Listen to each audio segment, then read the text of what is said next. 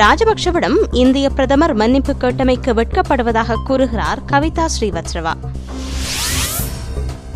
இந்தியாவின் தீர்மானம் இலங்கைக்கு பாதக விளைவுகளை ஏற்படுத்தியதாக ஜிஎல் பீரிஸ் கூறுகிறார்.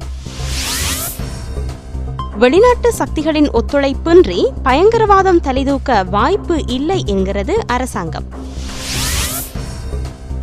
சேனல் 4 ஆவணப்படம் போலியானது என்பதை ஐநாவினால் நிரூபிக்க முடியும் என்கின்றார் பாதுகாப்பு செயலாளர்.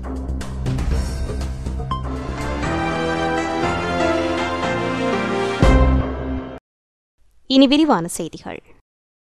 ஐக்கிய நாடுகள் சபையில் நிறைவேற்றிய மனித உரிமைகள் தீர்மானத்தில் வாக்களித்தமைக்காக இலங்கை அதிபர் ராஜபக்ஷவிடம் எமது நாட்டு பிரதமர் மன்னிப்பு கேட்டார் என்பதற்காக நான் வெட்கப்படுகின்றேன் என்று ராஜஸ்தான் ஜெய்ப்பூரைச் சேர்ந்த மனித உரிமை போராளியான கவிதா ஸ்ரீவத்சவா தெரிவித்துள்ளார். மக்கள் சிவில் உரிமைக் கழகத்தின் தமிழ்நாடு மற்றும் புதுச்சேரி மாநில மாநாடு நடைபெற்று வருகிறது. நேற்று சட்டமின்மையும் அரசின் தப்பிக்கும் போக்கும் மிதிபடும் ஜனநாயகமும் மனித உரிமைகளும் என்ற தலைப்பில் இடம்பெற்ற பொதுக்கூட்டத்தில் சட்டமின்மையும் சிறுபான்மையினரும் என்ற தலைப்பில் பேசும்போது ஈழ மக்களுக்கு எதிரான இந்தியாவின் இந்த நடவடிக்கைக்கு தான் வெட்கப்படுவதாக கவிதா ஸ்ரீவத்சவா தெரிவித்தார். ஈழத்தில் நிகழ்த்தப்பட்ட மனித உரிமை மீறல்களுக்காக இந்தியாவின் சார்பாக அளிக்கப்பட்ட வாக்குக்கு பிரதமர் மன்மோகன் சிங் இலங்கை அதிபர் ராஜபக்ஷவுக்கு எழுதியுள்ள கடிதத்தில் மன்னிப்பு கேட்டுள்ளார். இந்த நாட்டின் ஜனநாயகமும் மனித உரிமை குறித்த அக்கறையும் இப்படி இருக்கின்றது என்பதற்காக நான் வெட்கப்படுகின்றேன் என்றார் மனித உரிமை போராளியான கவிதா ஸ்ரீவத்சவா. உண்மையை கண்டறியும் ஆணைக்குழுவின் இறுதி அறிக்கை பரிந்துரைகளை அமுல்படுத்துவதற்கு எதிர்க்கட்சிகளின் உதவி அவசியமற்றது என்று அவைத்தலைவர் நிமால் சிரிபாரடி சில்வா தெரிவித்துள்ளார். பரிந்துரைகளை அமுல்படுத்துவது தொடர்பில் சர்வஜன வாக்கெடுப்போ எதிர்க்கட்சிகளின் ஒத்துழைப்போ அவசியமில்லை. ஆணைக்குழுவின் பரிந்துரைகளை அமல்படுத்துமாறு சர்வதேச சமூகம் அழுத்தங்களை பிரயோகிப்பதற்கு முன்னதாகவே நடைமுறை சாத்தியம் உடைய அனைத்து பரிந்துரைகளையும் அமுல்படுத்துவது என அரசாங்கம் தீர்மானித்துள்ளது. சர்வதேச அழுத்தங்கள் காரணமாகவே அரசாங்கம் பரிந்துரைகளை அமுல்படுத்துவதாக சில அரசியல் கட்சிகள் செய்து வரும் பிரசாரம் அடிப்படையற்றது என்று அவர் சுட்டிக்காட்டினார். சில பரிந்துரைகள் ஏற்கனவே அமல்படுத்தப்பட்டுள்ளன. இதனால் இது தொடர்பில் சர்வஜன வாக்கெடுப்பு நடத்தப்பட வேண்டிய அவசியமில்லை.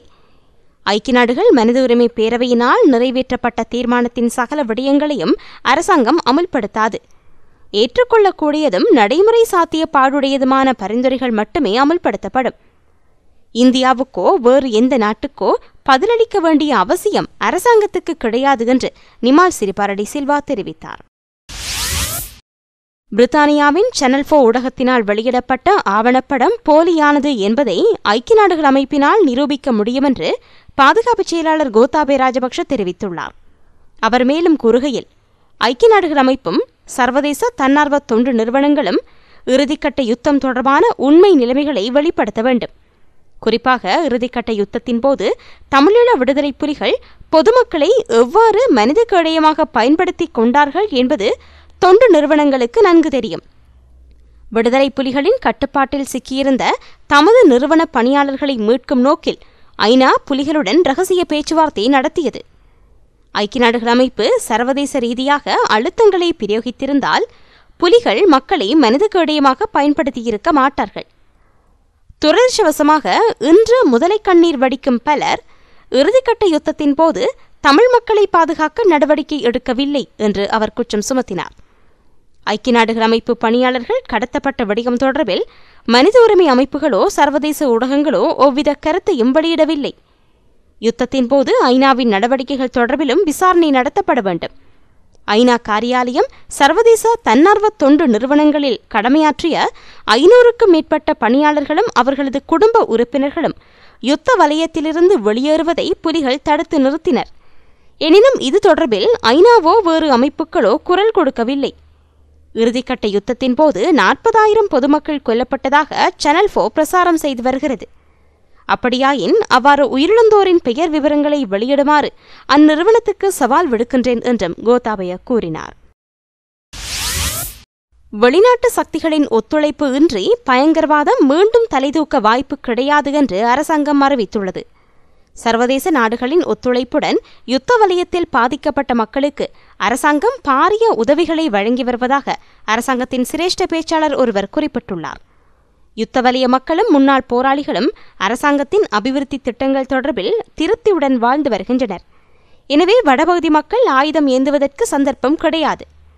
துரதிர்ஷ்டவசமாக யுத்தத்தின் பின்னர் சில ஊடக நிறுவனங்கள் நாட்டுக்கு பாதகம் ஏற்படும் வகையிலான பிரசாரங்களை செய்து வருகின்றன என்றும் அவர் கூறினார். இலங்கையில் மீண்டும் ஆயுத வன்முறைகள் இடம்பெறக்கூடிய சாத்தியம் காணப்படுவதாக இந்திய ஊடகங்கள் அண்மையில் தகவல் வெளியிட்டிருந்தன. அந்த கருத்துக்களுக்கு பதிலளிக்கும் நோக்கில் அரசாங்கத்தின் சிரேஷ்ட பேச்சாளர் ஒருவர் இவ்வாறு குறிப்பிட்டுள்ளார். இந்தியாவின் தீர்மானம் இலங்கைக்கு பாதக விளைவுகளை ஏற்படுத்தியதாக வெளிவிவகார அமைச்சர் GL பீரிஸ் தெரிவித்துள்ளார். ஐக்கிய நாடுகள் மனித உரிமை பேரவையில் இலங்கைக்கு எதிரான தீர்மானத்துக்கு இந்தியா ஆதரவளிக்கக்கூடும் என்று அந்நாட்டு பிரதமர் மன்மோகன் சிங்கினால் வெளியிடப்பட்ட கருத்து இலங்கைக்கு பாதகமாக அமைந்தது.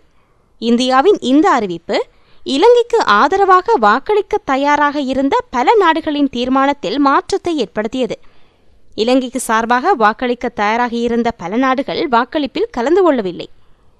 இலங்கைக்கும் இந்தியாவுக்கும் இடையிலான உறவுகளில் சில ஏற்றத்தாழ்வுகள் ஏற்பட்டுள்ளதை மறுப்பதற்கு இல்லை என்றும் அவர் சுட்டிக்காட்டினார். மாலைதீவு மக்களுக்கு ஜனநாயகம் தேவை என்று அந்த நாட்டின் முன்னாள் ஜனாதிபதி முகமது நஷீத் கொழும்பில் நடத்திய ஊடகவியலாளர் சந்திப்பில் தெரிவித்துள்ளார்.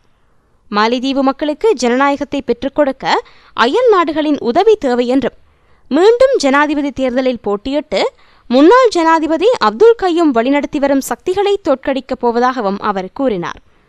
மாலைதீவு முன்னாள் ஜனாதிபதி பத்ரமுல்ல வோட்டர்ஸ் எட்ஜ் விடுதியில் நேற்று முன்தினம் நடத்திய ஊடகவியலாளர் சந்திப்பில் இவ்வாறு கூறினார்.